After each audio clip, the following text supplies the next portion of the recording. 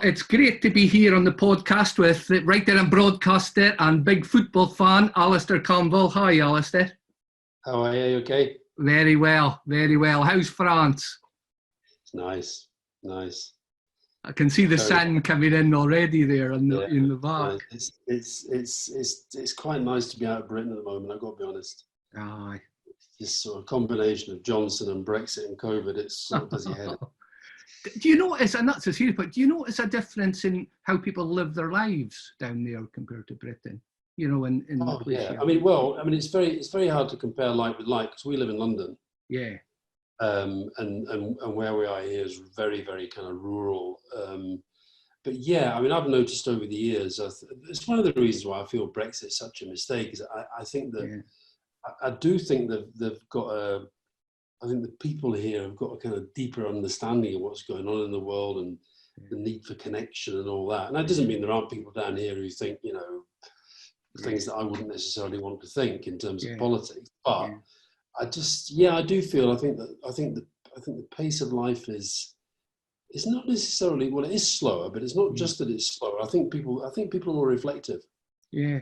Yeah, I know. I was thinking before we came on, I spent a couple of days at the beginning of the week with John Collins, you know, that played for Monaco and everything, and he just loves France, and so does my other good friend of mine, Eric Black, and they spent time over there. And I think they go back as much as they can to France. Yeah. Although I think it must have been weird playing. I always think Monaco is weird because it's like, you know, it's obviously a very well-known place, but it never feels like football's really a big thing there.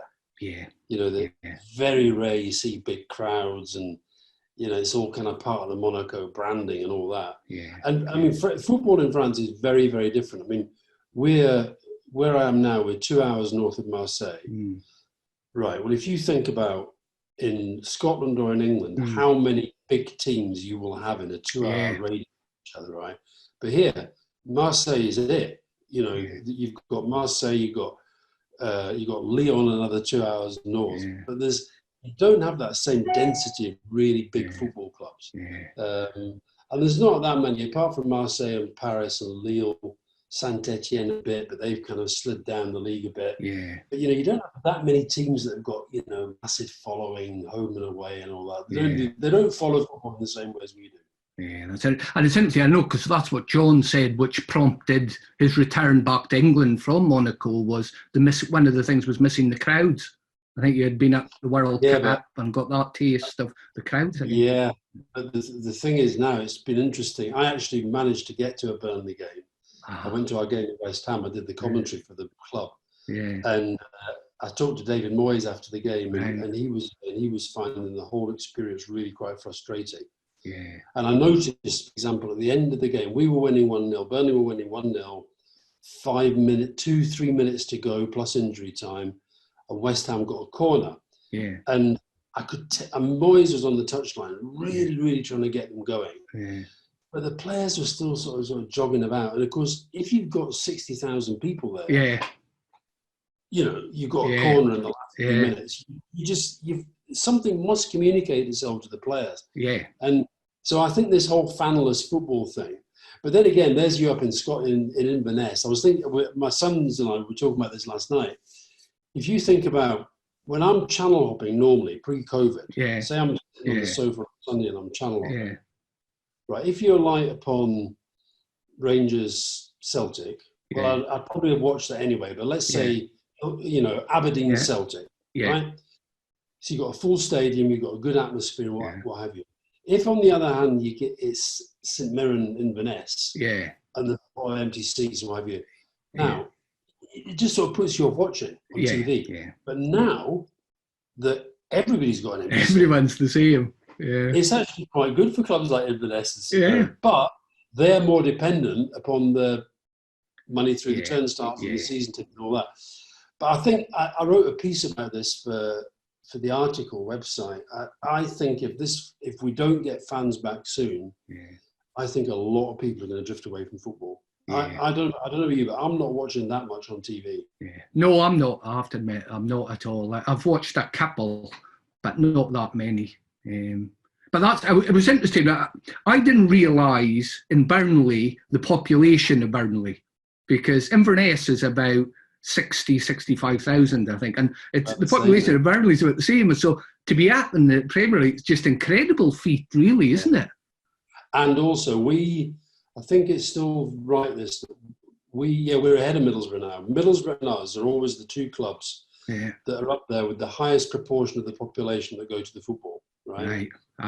If you take, I know Burnley fans aren't all from Burnley, right? They're from the surrounding areas, quite a lot of London and what have you. But if you take our average crowd around the sort of 20,000, just over 20,000, so we are at roughly a third of the population. That's incredible, isn't it? And you really feel that. And it's interesting talking to, I mean, none of our players live there now. In the old days, Paul Fletcher, who I wrote a novel about football with, Saturday Bloody Saturday. Actually, a lot of that's about Scottish football, by the way. But Paul, when Paul was a player, when he signed for Burnley in the 70s, it was in the players' contracts. They had to live within, I think it was within 8 miles of the ground. Right? Yeah. Well, none of our players now live in Burnley. Maybe some of the younger ones in lodgings and stuff. But all the players are in Manchester, they're in Wilmslow, they're in Harrogate, they're in, sort of the posh places around the north of England.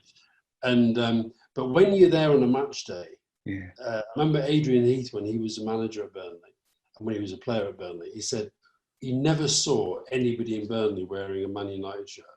Yeah, incredible. Now, you do see some, and you see you see people now wearing Real Madrid or Barcelona, but everybody wears Burnley colours, and the town, like everything's kind of branded claret and blue. You know, the shop fronts and. Brilliant. I love it. Of course, that whole area in Lancashire, isn't it? It's just, and going into Yorkshire, it's just a hotbed of football, isn't it? It must be it's just a phenomenal amount of good clubs around that area as well. Just incredible. That's the other thing that's amazing about Burnley keeping the crowds that they get.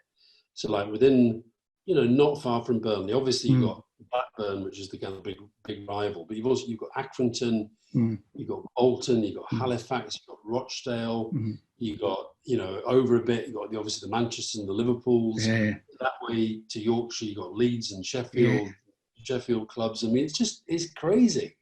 And, and it's they're all pretty good clubs. I mean, I do worry that COVID's going to, hit some of the smaller clubs maybe really, really badly. But, I meet, sometimes going up to Burnley games, and you bump into Accrington fans and, there's like, and they just love going to see Accrington Stanley. And they just, it's like, so it's a really, I mean, I think the north of England is about as good as it gets, I think, in terms of, not having to go too far for good football. Yeah. And how did you develop your love of football then? I think of you and outside the broadcasting, right, and everything. I see you almost have the two hobbies, football, and I see you playing the pipes as well. So how did you get into the football?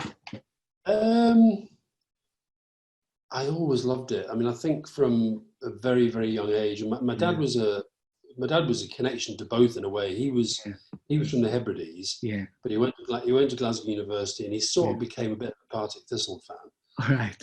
He liked football. And when we were growing up, he was a vet, and we used to go. We lived in Keighley in Yorkshire, and the nearest club to us was probably Bradford City, and then Leeds and Burnley were equidistant, and then Halifax. Huddersfield wasn't far, and we just go to different grounds, and maybe a Saturday one week might be Huddersfield, next week might be Halifax, then might be Burnley, whatever. And Burnley was, at the time, we were league champions, so that was where all the big clubs were playing, and there was, I just got hooked on it very, very young. And then what happened after that was that when I was about 9 or 10, my dad had an accident. He had to give up his vet's practice. And we moved to Leicester when I was 11. And that was when I would say that I supported Burnley, but I wasn't fanatical. That was when I became fanatical. It was actually having moved away from it. So by the time I was 13, 14, 15, I was hitchhiking to games. I was getting... You like this story. When I was at school in Leicester, I went to the same school as Gary Lineker and Emil Heskey. Oh, brilliant. Right, but I never, ever, ever, ever took off my Burnley scarf, ever. Went to school with it. Apart from PE. Yeah. In every other lesson, whether it was maths, English, French, history, and it was, it could be 80 degrees outside, Yeah. I had my scarf. Brilliant. Never took it off. Brilliant. I know I was speaking, and you'll know him, Hugh MacDonald, who used to write for the Herald, and I have great discussions with Hugh, and I'm fascinated with the football and industrialisation, football, especially, and around Glasgow, and it'll be the same in Yorkshire and Lancashire. How important do you think football was for that identity, especially to the working class in that area, as I'll say? Well, a lot of the clubs that we think of as the kind of big historic clubs, and going back as far as Royal Engineers and those sorts of clubs, they emerged out of people wanting to have some kind of leisure activity to go alongside the sort of hard graft of down the pit, in the factory, whatever it might be. And so I think that sense of the club being part of the community, and then the community being part of the club, I think that was a big part of the foundation of the sport as a whole. I think that's why football has maybe become, has historically been much more a working class sport, say, than rugby union or. I mean, cricket. I think cricket in the north of England is quite interesting as well, because that was very much, a lot of it community and profession driven. So I think it is important, and I think for places like, that sort of, I didn't mention Preston before, did I? But Blackburn, Burnley, Preston, these sorts of towns. That I think the football clubs, it's not just that they've all got a rich history, they have. But they're a really, really, really big part of the town's identity. I did a thing recently about, I was asked to pick 3 great sporting moments that define my life, right? And the first one I picked was the game that we played against Orient in 1987, which if we'd have lost, would have been out of the league. And the reason I picked that is because I think if we had gone out of the league, I think the club would have gone. I think the club would have gone. I think, Burnley just would not have the identity it has today. Football gives the town and the community so much more than just being a football club. Do you think, has Burnley as a football club, have they consciously still continue to develop that links with the, not the more than the links with the town, but have they consciously, brought that together all the time? Because it's easy to lose it, as you said, haven't it? I think a lot of clubs have lost it, and I think a lot of clubs, everybody does kind of community programs, and that's good. But I think with some clubs, it's a bit kind of lip service, and you've got clubs like Everton and Charlton that've got really good, really good reputation for what they do. And I think we're in that league. We are without doubt. Our community program is phenomenal. In fact, the guy who's run it for the last few years, he's just been made chief executive of the club, and I think one of the reasons is that his role as the driver of the club in the community is a big part of the club identity. Now, listen, I'm not being starry-eyed and romantic about it. It's a professional club. It's a business. But the other thing I think we've got that's important, and I hope we never lose this, is that the board, they're basically local people. The chairman himself has moved away. He's moved south, but he's he's from the area. He's a Burnley fan, and I think that is. I think you do gain something by that. I sometimes. I do worry how I'd feel if suddenly the club was sold to a Chinese consortium or an Americans consortium, whatever it might be. I think you lose. I don't care. I don't care how good the people are. When I see the Glazers at Manchester United holding up a red and white scarf, when I see the guy at Leicester who did an amazing job, sadly got killed in that helicopter crash, but I don't think they can ever have the same feeling for that club as somebody who comes from that area. I don't see how you can. And I think that football, it is more than a business, and it has to be more than a business. And because it's so, we've seen that in lockdown, just how much people have missed it. It's like, and now complaining that what's coming back, and you can't get to the game, and it's not the same on the telly. Well, we all know that, but it just underlines how much people need it and how much they love it. It's just an incredible game. I'm sure other people feel the same about other sports, but I certainly found in my life and go anywhere in the world, not speak the language. And certainly when I was travelling a lot, I just used to say Kenny Dalglish, in the 80s, and people would kind of brighten up and start speaking to me as well. So, I know you've got a new book coming out on mental health. How important do you think the likes of football, and hobbies are to mental health? Well, the book is really about my depression, but also I've explored the issue of depression. And towards the end of the book, I've worked out, I give an analysis of all the things that I do in my life to try to help me deal with depression, to help prevent it, and also to help deal with it when it happens. And I mean, sometimes when I'm talking about this, people laugh about it, but BFC, Burnley Football Club, it's right up there.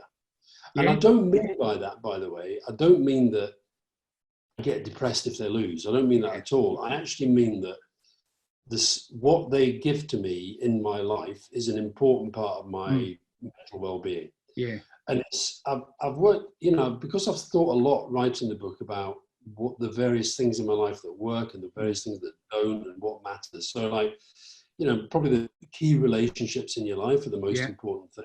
Yeah. And then for me, work is incredibly important. And, feeling that I'm doing something productive and making a difference, it really matters to me. Yeah. Sleep and diet and exercise and all that. But once I go through all those things that you can kind of apply to everybody, and I start to think, in fact, funny, if you probably picked on the two most important of the very personal ones, one is Burnley and the other is bagpipe music. Yeah. And the Burnley thing, it's not just about the football, it's about the friendships I've made. And I'm in a very, in a privileged position in a way. I mean, I know I know quite a lot of the players. I'd say some of the players are good friends. I'm very, very good friend with Sean Dyche. I have been with previous managers. Paul Fletcher I mentioned, who was a player, became the chief executive. He's a close friend. We've written a book together about football. When I go up to Burnley, sometimes I stay with Stanton Ent, former manager. I've got a whole network there. Yeah. And it's also the fact of just the sort of shared sense of who and what you are. So when we were in Europe a couple of years ago, right, and we played, the first game was Aberdeen, which was actually the best of the three in terms of the buzz. Then we played this weird team in Istanbul called Besiktas here, kind of Milton Keynes type club. Yeah. And then we played Olympiacos in Athens, which was a proper kind of football experience. And when I was in Istanbul, I was, you get your tickets, you go in. I just happened to be a couple of seats away from this guy that I've been seeing at Burnley games for like 55 years. Right? Brilliant. And do you know what's really weird? I don't know his name. I've never been introduced to him. He knows who I am, right? Yeah. I had this embarrassing moment where my son arrived, and I was going to introduce him to this guy, and I thought, I don't know his name. Yeah. But that's like, it doesn't matter. It doesn't matter, You nod, you see him all over the place. Here we are in Greece, in Turkey. You see him all over the place, and you just nod. And there's another guy. He's called Nigel. I do know his name. He's called Nigel Blackburn. He comes from Dover. Right? He's from Dover. Yeah. He goes to virtually every game, and whenever I see him, we basically have the same sort of conversation about whether the trains were on time, about about little things up with his journey, and then about the game, and then about the players. And I think I've been having this conversation for half a century. So that's part of what it is. Yeah. And I think it's that feeling in a week, for me, through the rhythm of a week. Obviously it's different now because Fridays, Thursdays, Saturdays, Sunday, all that. Yeah. But just the rhythm of the week, the thinking that, right, well, I'm getting through the week, and then at the end of the week, I've got the Burnley thing. Yeah. And it's an important part of just sort of keeping on the very narrow. Do you think, what could, within the football kind of world, what do you think there's anything that can break that connection? We've spoken about the commercialisation of it. What do you think is the danger areas that can break that connection with fans coming up in the game? Well, I think to some extent for a lot of clubs, I think the dangers are obvious. That I mean, for example, we're talking about COVID. Let's just imagine that for whatever reason, you couldn't get fans back in the ground for a couple of years. Let's just say that happened, right? Yeah. There's a real danger that breaks it. Yeah. Because suddenly it's like, it's a different experience and you lose all that other stuff of the travel, of the logistics, of the banter, of the getting together with the same people and having the same conversations. You lose that. And I think people would realise that that's an important part of the experience as well. Added to which, as I say, if you're not careful, if it's just a television sport, it all looks like wallpaper in the end. Yeah. You know, the grounds look very similar. The way the players set up looks very similar. The kind of the way that the media hype it is very similar. So I think you've got to, and then I think that the other thing, I mean, the Burnley players, you know, I think they're like every bunch of people, there'll be some better than others, but I think they do have a sense of the club mattering to the community. So I think those clubs where it doesn't matter, I think that bond can go very, very quickly. And of course, the other thing that happens is, look, people do disappear if the club is not successful. So you know, and not every club can be successful. So if you look at, you know, I mean, I've always liked Stoke. I've always felt that there's a sort of Burnley thing about Stoke. But you know, they've gone down out of the Premier League and they're struggling, and you can see their crowds now. You know, you could see how, if they're not careful, that can slip away quite quickly. And you've seen it in Scotland. And you know, when I was growing up, because we used to spend every summer in Scotland at various relatives' farms, and I used to go and see Kilmarnock quite a lot. Because I stayed at my uncle's farm and not just outside Kilmarnock, and you know, I know your memory plays tricks from your childhood, but I can certainly remember being amongst very big crowds at Kilmarnock games. Even friendlies. I can remember once a friendly against, I think it was against Ayr United, and I can remember thinking, this is like a really big crowd for a friendly. Well, now, you know, when I see Kilmarnock now on the TV, you know, if they're playing Rangers, Celtic, fine, you see both ends full with the away fans, but then you still see quite empty seats around the place.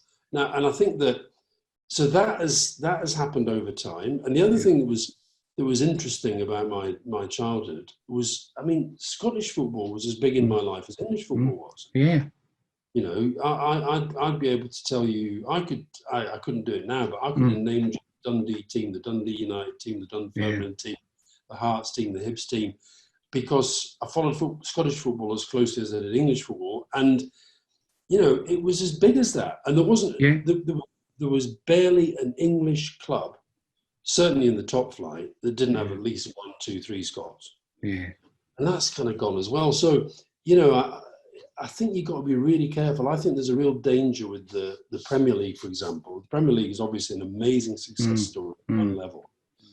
But I don't think they should take it for granted. No. I think you've got to be very, very careful. Don't take the fans for granted. Don't take the product for granted.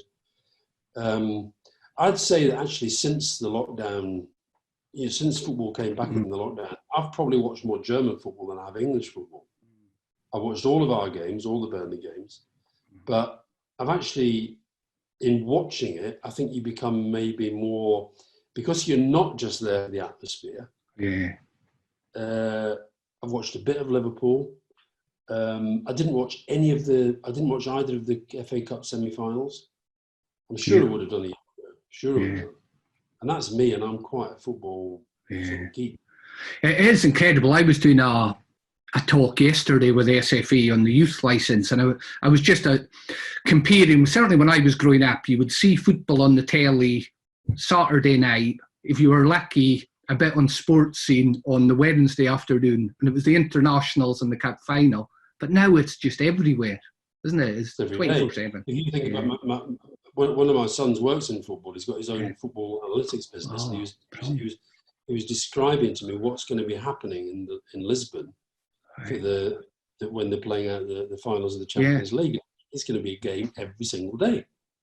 And like, you know, so at the moment he's through there. At the moment he's watching the Australian League. You know, so you can, and I think there is a sort of danger of diminishing returns if you're not careful.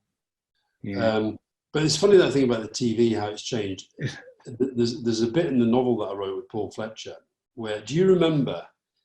So I can remember this. I always used to think, why on the news on a Saturday night, why is it always QPR? Why do they always have QPR?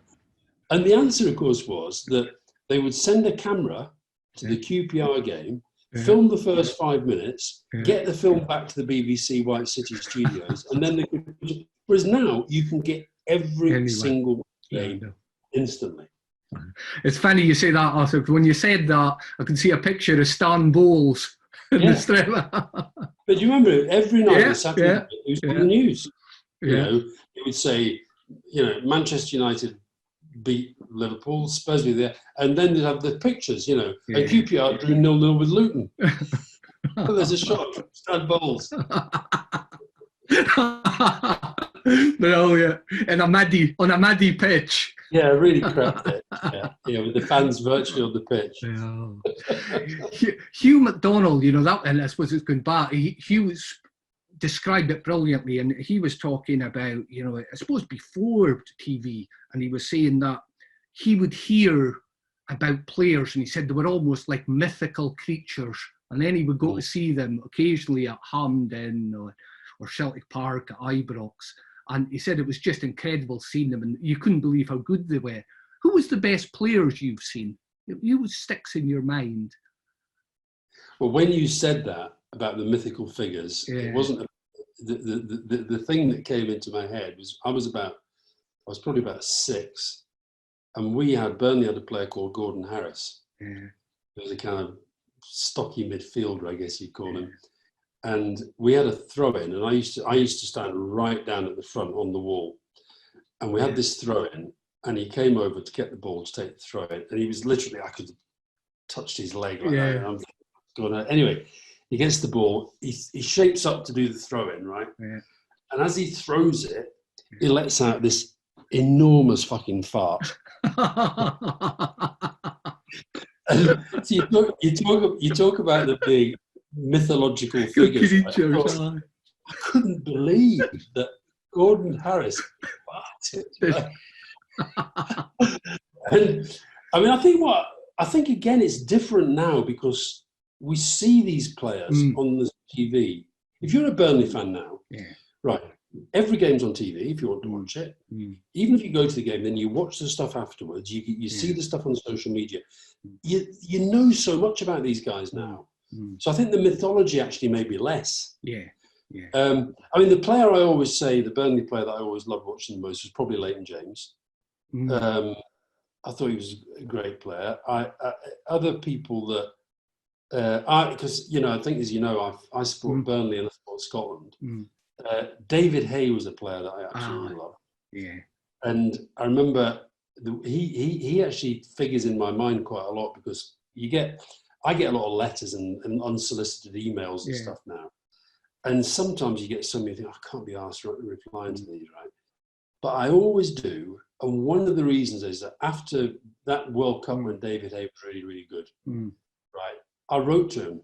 I just put David Hay, care of Celtic, sent it off. I think he still at Celtic or was at Chelsea? I think he was at Celtic. And I wrote this letter to him, and about 2 weeks later, I got this. It wasn't even on headed Celtic paper. It was just a kind of ordinary piece of paper with his home address on it and handwritten. And he just sort of wrote about, you know, how much he'd enjoyed the experience and disappointed they didn't go further, and you know, it meant a lot. I mean, it was all sort of stuff you'd expect him to say, but and a signed picture as well. And I thought, that's class. And so that's the reason. He's the reason why, you know, even the sort of, you know, most irritating. The ones that are just abuse, I just kind of sack them off. But if it's just like, you know, an ordinary letter, I'll always reply to it because of David Hayes. I liked him. Brilliant. You mentioned Dalglish earlier. I love Dalglish. And I think then from the players that I remember, I did see George Best play, and I thought was, you know, but you never know with these things, whether it's your memory or whether it's actually just, you know, the myth and but you know, because we were in the top flight at that time. I mean, I saw, you know, all the Jimmy Greaves and all this Bobby Moore and Jeff Hurst, all those guys I saw them play. But I'm a very one-eyed football fan. I mean, when I'm watching Burnley, I can watch a Burnley game, and then I might get on the train and I'm going back, and I'll meet, let's say we play Arsenal, and I meet a couple of Arsenal fans. We're talking on the train, and he'll say, "What did you think of Guendouzi, or what did you think of, Bellerin or whatever?" And I haven't even seen them because I'm not really watching it at all. I'm just watching what the Burnley guys are doing, and that's very different, I know, to how managers watch the game and coaches watch the game. But I'm very, very one-eyed when I watch football. That's interesting. Talking about what you notice and what's put on. There was a guy we were working with this week on a business side. I was doing a business course, and he was from Hungary. And, I love my football history as well, and looking back, and Puskas and, the dancing Magwars and all that. And he was saying, he said it was fascinating that they only learned after the Berlin Wall came down what he did in Real Madrid and his career off that. They never knew anything that happened after that. Because I find that whole story fascinating. Yeah. Oh, well, listen, I'm editor-at-large of the New European now. We do quite a lot on, we don't cover football as news, but we do quite a lot of this kind of historical stuff. And there's some amazing, back to your point about community, what football gives to some cultures. I think in the Balkans, for example, it is sometimes you feel like a substitute for war. It's like it's such a big thing within their culture. But I remember when you talk about Puskas, when I did a series for the Times about 15 years ago now, but it was basically I did a series of Times about trying to work out who sports people thought was the greatest sportsman and woman of all time. Anyway, Muhammad Ali came out top. On the way, I interviewed loads and loads of people and asked them for their choices. And I remember when I talked to Alex Ferguson and asked him who was the greatest footballer who ever lived, he said Puskas. So that was I thought that was interesting. And the other way I've been blessed, I'm the first person you've ever met who's played with Maradona and Pele. Brilliant. Well, how did that come about? It came about by being a sort of well-known Antichrist type figure. So with Maradona, I played in a charity in this first Soccer Aid. And with Pele, it was a celebrity pro-am thing. When Pele came over to unveil the Gordon Banks statue at Stoke. Amazing. So no one can do that. Maradona was the one for me. So that would be the question. Who would be your greatest of all time? I think him. Yeah.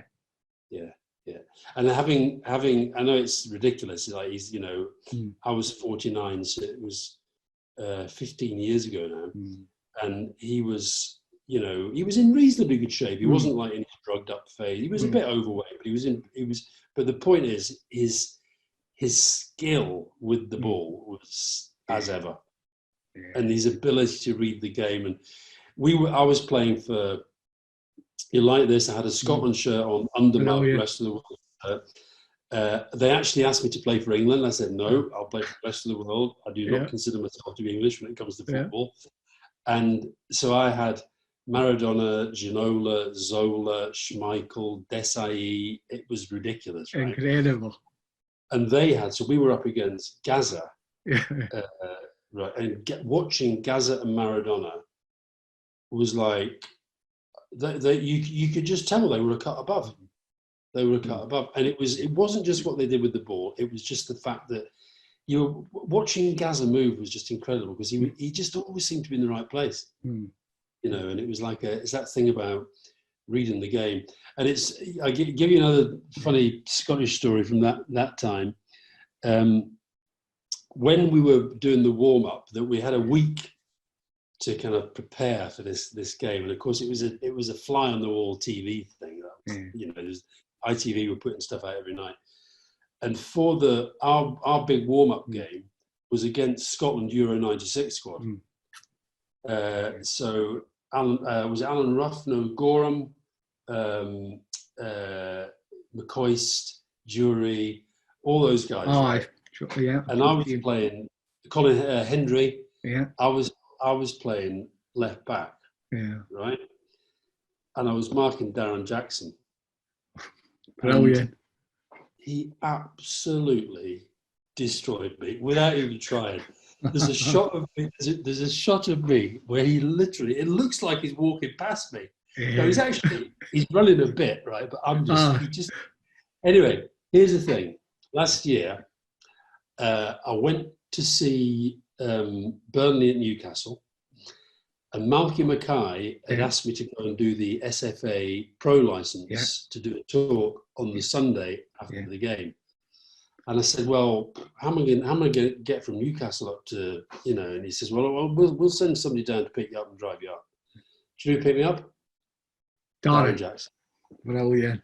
Who's now a driver. Well, and so did he remember the game? He did remember the game, and he actually said it was one of his best ever performances. I think they beat us. It was something like 7-3, right? But anyway, and it was great. And I can remember Ali McCoist and Colin Hendry at the end of this thing, right? And it was like, I remember he said, "You've got to beat these bastards. You've got to beat these bastards. You've got to win. You've got to win this game. I thought, goodness, they really care." Darren, he was a hell of a player. He didn't play in the Euro, did he? He didn't play in the Euro 96. I think he was on the bench. Yeah, I think he was on the bench. It was a good team. It was a good team, that. Yeah. Well, I'll tell you, during lockdown, they played, because ITV replayed all the Euro 96, and I watched the game. Scotland should have won that game. Yeah, that was... This penalty and all that, and Gaza goal. Do you think that, because you've watched a lot of football and been involved, and have an eye for it as well, and can see, do you think, where are you on the Messi-Ronaldo debate? Who would you go for? I think I'll go for Messi. Yeah. They're both incredible. I mean, they are slightly different, but I think I'd go for Messi. I think he's... Yeah, I couldn't even really explain. I think he's just got a... Ronaldo's like he's like a physical masterpiece now. And he's got all the skills and all that stuff. Yeah. But I think there's something about Messi that just takes him to a different level. But I think I still have Maradona as the greatest player of all time. Better than Messi? Yeah, because would Maradona as he was...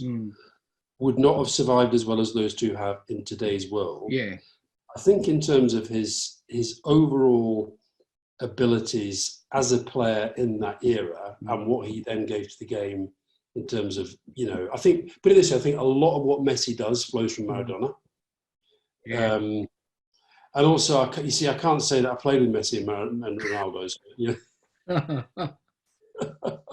Well, yeah.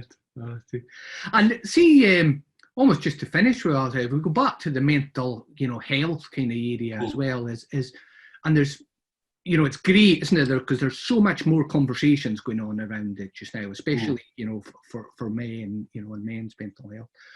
What do you think some of the key things that you've noticed in keeping yourself mentally healthy? What helps? I know it's a generalisation, but... Well, I'd say... what helps? I'd say for me, I had a really bad depressive bout a few weeks ago in lockdown. And sometimes it's so bad, there's nothing helps other than you just got to wait for it to pass. But quite often when I'm starting to go down, I can, if I do certain things, I know it will help. So for example, sleep, incredibly important. By that, I don't mean sleep all day and stay in bed. I mean, try to make sure you get a really good night's sleep. If if that means taking medication, I take medication. Yeah. I take medication anyway for the antidepressants. But so that's the first thing, sleep. I think diet and exercise are incredibly important. So even when I was really, really low, even if it's just like you go for a walk rather than a run, just something to get your kind of body sort of moving a bit. Yeah. And I think the other thing I'd say is that if the big things feel too difficult, do the little things. Yeah. If you've got something that you've got to do, like, instead of, I might have, say I've got a chapter of a book to write and I think I can't face it. Well, I'll tidy my desk instead. Yeah. I'll do something. that's just a little thing. And then I think it's sort of giving yourself almost like sort of giving yourself a pat on the back, say, right, well, I've done that, I could do that, I've shown I can do that, now I'll try and do this. And I think the other thing, I do think the stuff that will take you out of yourself, I find music is incredibly important. Yeah. So if I get into depression, I have 2 rules, right? Read books, not newspapers, listen to music, not the news. Yeah. And I find that just helps kind of take me out of myself a bit. Yeah. And I do think the whole thing about, for me, being open, and I get why it's difficult for people. I mean, I know a lot of people in football, as you say, and I think there are still clubs. I think they're good. I think they're a lot better than they were. Yeah. But I think you're bound to. Do you remember it was John Gregory who said to a player, "What have you got to be depressed about? Making a fortune." Yeah. That is still a prevalent attitude in lots of places, and I can still see how in a dressing room banter type situation where people are sometimes worried about their vulnerabilities being exploited. I can see why people might not want to be open. Yeah. But for me personally, being open is a big part of it. Yeah. Big part of it. Yeah. And funny enough, I talked to Sean Dyche about this quite a lot because he's interested in it. And he'll say, he's never had, you can get low mood, same as everybody does, and get fed up. Yeah. He's never had what he's seen me talk about, but he's interested in it because, he's clever and he's thinking, well, maybe how do I know if one or two of the players can't sort of struggle at some point? Yeah. And Aaron Lennon has been very open about the fact he's had his struggles of depression. So I'd say it's those things. It's kind of trying to keep active, sleep, making sure you regulate your sleep, your diet, avoiding booze if you can, and just working on the kind of key relationships is so important as well. It's just you've got to know who you trust, and that's sometimes is a long and painful learning curve. Yeah, I know that feeling, and I think you're right, and I can see when you're speaking there, and that's something football, it draws people into other people as well, I think, doesn't it? When you have to, as you say, you have to be around people. Sometimes even if you don't fancy being around people, you can sit in a stadium and if you're going to an away game and you go to pick up your ticket at the ticket office or it comes in the post, you've got no idea who you're going to be sitting next to. I know. But you're part of the same tribe and you've got to get on. Yeah, brilliant. Thanks for taking the time to speak to me, Alastair. Enjoyed it. Cheers. That was lovely. All the best.